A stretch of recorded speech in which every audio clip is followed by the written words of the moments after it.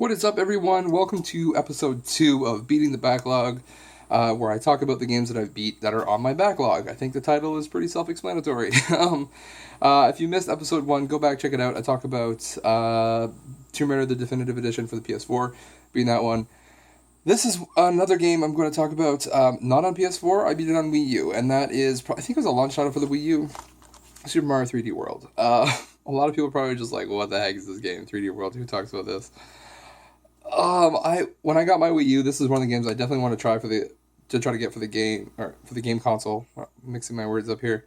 I bought the Nintendo Land bundle, stupid cheap, and let's try to do this. There we go.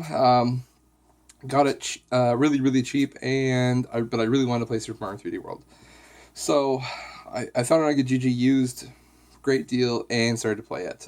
It was one of the few games that my wife saw me playing. She was like, "Oh, I want to play that."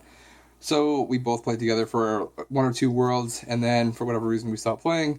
So I went back and played by myself. So I did one or two worlds again by myself, and then put it down, and then went on to other things, and I never went back to it. When I did decide to play this, I had just beat Tomb Raider, and I was like, I need something fun, I need something lighthearted, kind of a platformer. I really love platformers. And I saw this on the shelf. I'm like, we did start playing that. I need to start playing it again.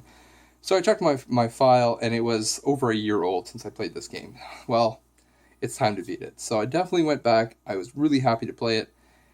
I had a lot of fun with this game, surprisingly. For a 3D Mario game, not something I'm used to. I'm used to like very 2D Marios. The 3D element was really, really cool. I love the cat suit mechanic. I don't really like cats in real life, but the cat suits are really funny. You get to climb up stuff, and you get to explore hidden areas and find areas that you normally be unreachable for Mario to get to by himself. So I found that really cool. I found the worlds very colorful, very unique. The Captain Toad minigame I thought was hilarious. I love doing all those levels. I couldn't wait to find another one.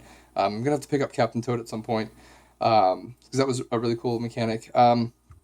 Probably the only level that I didn't like was, I think, in the second or last world. There's one where you have to jump these blocks, kind of like flip over on over on over, and you've got to stay on them as they travel through lava. And for whatever reason, I could not get through that level.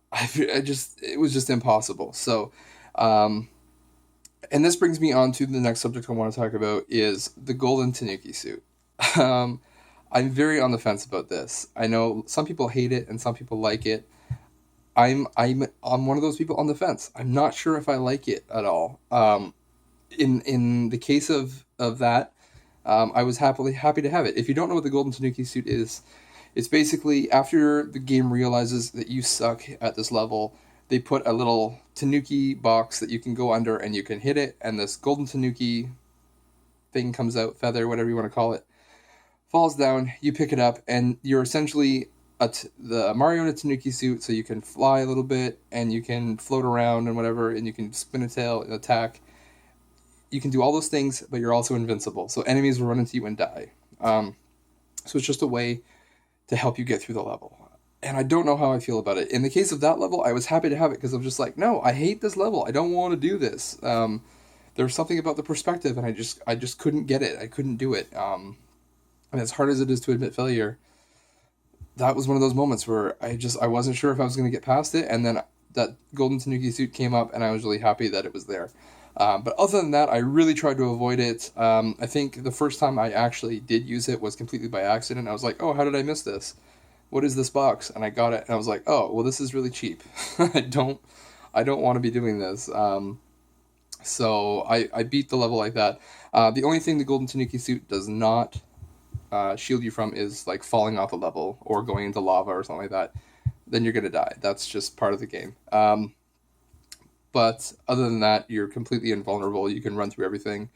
Fireballs hit you, they don't hurt you, they go away, and you get points for killing them. You don't have to attack anything. You can just run into people and into enemies, and they will die. That being said, the game is really good. That was the only level I was just really pissed off at and didn't want to play. The rest of the game is like thumbs up for me. It is great. The best part is the final boss, Final Bowser. Oh my gosh, I nearly died laughing when I saw it. If you haven't played the game, if you're not going to play the game, just look up Final Bowser Super Mario 3D World on YouTube. It is freaking hilarious. It was one of those moments where I just had to like put the controller down and just laugh. It was so funny, not in a bad way. Like I really liked it. I thought it was interesting that they were putting like Mario mechanics into onto it, like Bowser as a boss. It was just so funny. So definitely check it out if you haven't.